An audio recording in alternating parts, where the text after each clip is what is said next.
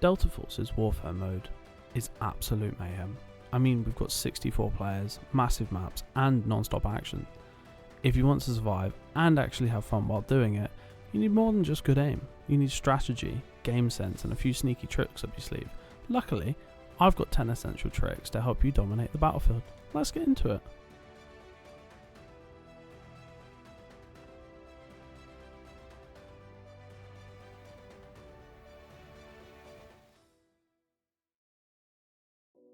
Let's start with your operative. They're not just a soldier with a gun. Each one has unique strengths that can change how you play. Some are built for speed, others for defense, and some have gadgets that can turn the tide of a fight. If you're picking an operative without knowing their abilities, you're putting yourself at a disadvantage before the game even starts. Think of it like picking a team for a mission. You wouldn't send a sniper into a close quarters fight, would you? Right? Hold on. I think the script is wrong. It says you should use Hacklaw and Loadout aggressively. Okay, well, anyway, play to your operative strengths and you'll be more than just another player on the map. You'll be a genuine asset to your team.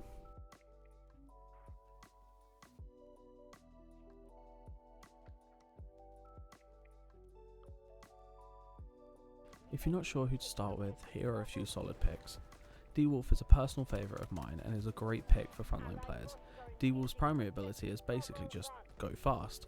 It gives D-Wolf extra movement speed to traverse the map at record pace. This allows for quick rotations and flanks on the enemy, or quickly getting out of dodge if things go sour. His second ability is Triple Shot. It's just a grenade launcher attached to his arm.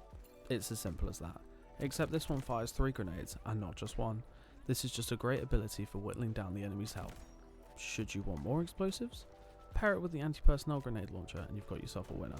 He's great at running at enemies or running away from them, all depending on how you play. Secondly, we have Luna.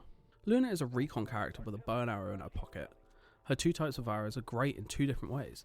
Firstly, her detection arrow allows you to see enemies that are moving in a certain radius around the arrow.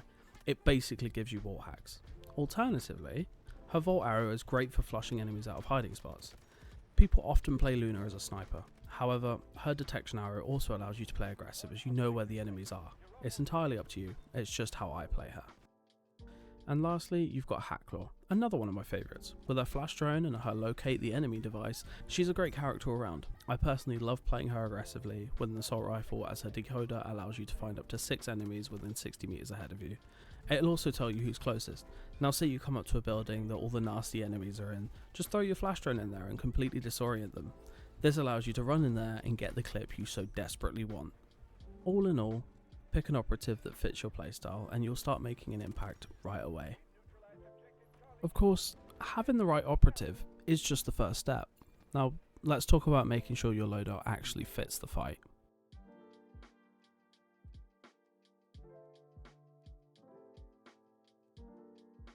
If you're pushing objectives, you need something reliable at close range. An SMG or a shotgun will keep you deadly in tight spaces.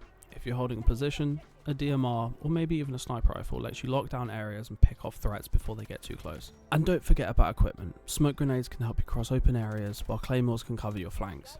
If you're playing defensively, trip mines and deployable shields can help fortify key positions and make it harder for enemies to push through. But here's the key, don't just set it and forget it. Delta Force's maps are dynamic, and what works at the start of the match might not be as effective later on. If you notice the enemy is locking down rooftops, switch to something that can counter that, maybe a grenade launcher or the laser binoculars to mark their positions. Likewise, if the battle moves into tighter spaces, swap to something that excels in close quarters combat. Adaptability is what separates the good players from the great ones. Also, don't sleep on secondary weapons. A solid pistol can save you when you run out of ammo mid-fight, and having a knife or melee weapon can give you the last-ditch option in close engagements. Keep your loadout balanced and you'll be ready for any situation. And one last thing, once you've built your loadout, don't just take it straight into battle. Hit the practice range first. It's the best way to make sure your weapon feels right, that your recoil control is solid, and that your attachments actually help rather than hurt your aim. A few minutes of testing can save a lot of frustration in a real fight.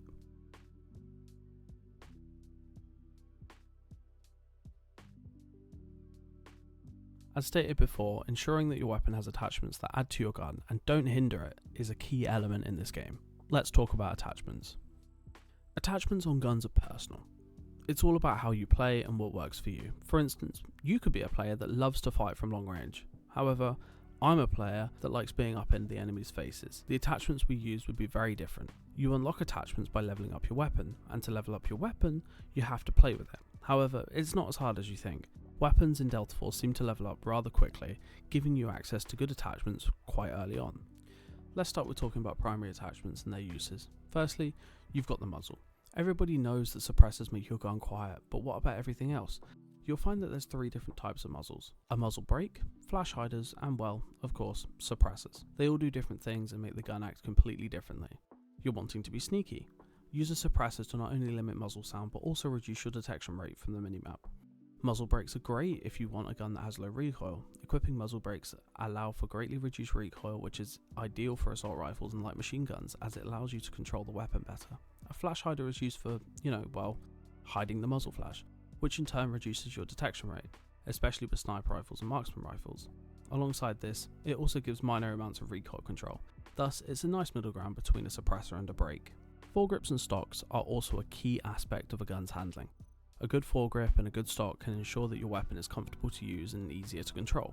However, there can be some drawbacks. Certain foregrips and stocks are great for controlling recoil of your weapon, but increase scope sway and ADS times drastically, so you have to pick carefully. Going to be spraying and praying with an SMG? Focus on recoil control. If you're sat further back and carefully picking your targets, consider reducing your scope sway to ensure you have ultimate accuracy. Speaking of scopes, they're a personal preference entirely. The way you play the game will indicate on what type of scope you need. However, a good recommendation is to spend time unlocking the thermal imaging scopes, as these can assist you with locating enemies and shooting them before they shoot you.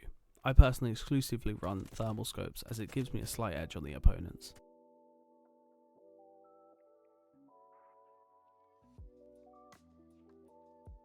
Now, I will be doing a separate video on my favourite guns and how to use them effectively, but for now, here's a couple of tips. Out of all of my hours on Delta Force, I've really only stuck with a handful of guns. Even though there's a plethora of guns in the game to use, I've really only felt comfortable with a select few. This will probably also apply to you. Find a gun you enjoy using and use it a lot. Eventually, you'll be proficient enough with your weapon of choice, allowing you to completely dominate the battlefield. Assault rifles are generally a good place to start, as they can have decent range while also hitting relatively hard. They are a good middle ground. If you're not comfortable engaging at range, try yourself an SMG and run and gun at your enemies with your significantly increased fire rate and ADS time compared to the assault rifle counterparts. There's not really a whole lot to say about weapons, just give yourself time and find one that suits you best, and learn how to use it. That's when you start noticing improvements. Weapons combined with good attachments can be the difference between getting a 20 kill game and a 60 kill game.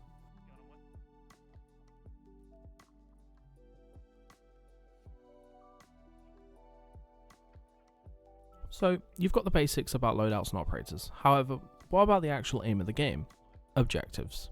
I find a lot of people just run around the enemy's backline and farm kills, which, don't get me wrong, is effective. However, attacking and defending objectives is arguably more effective than mass killing the enemy and will equate to you winning the game if executed correctly. First up, attacking an objective. Going in solo is rarely the way to do it. It does happen, an enemy team is so disorganized that a single player can run in there and completely disrupt everything, killing the entire team. However, it's not a reliable way of attacking objectives and will more than likely not be effective. We've all imagined it, right? Running into an objective, mowing down the enemy team, and capping the objective on your own for your team to shout your name in glory? Yeah. It more than likely won't happen that way, and you'll get 5 feet in and hit the ground like a dead fish. So, push with your team. Whatever your team is attacking, attack with them. Not only is it safer in the long run and will more than likely allow you to cap the point, but you will probably also rack up more kills than if you were to be solo. As for operators that are helpful in these situations, Luna and Hackclaw are both great as they show enemy positions and distance. It'll allow you to know what you're going into.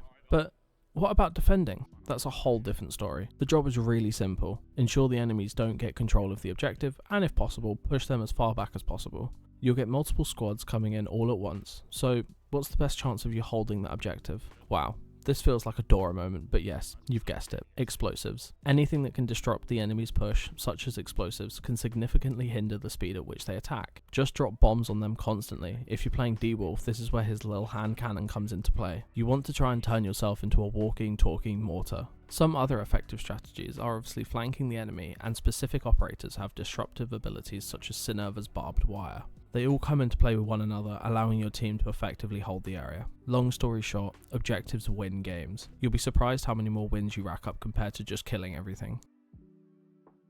Well, That concludes my 5 tips for beginners. I'm hoping you enjoyed the video. If you did enjoy the video and found it helpful, please consider subscribing and liking the video. It helps the channel massively and I can see if people actually enjoy this content. If this gets received well, I will make a follow-up video of 5 more tips that go a little more in depth. Thanks for watching. See you all soon. Lots of love.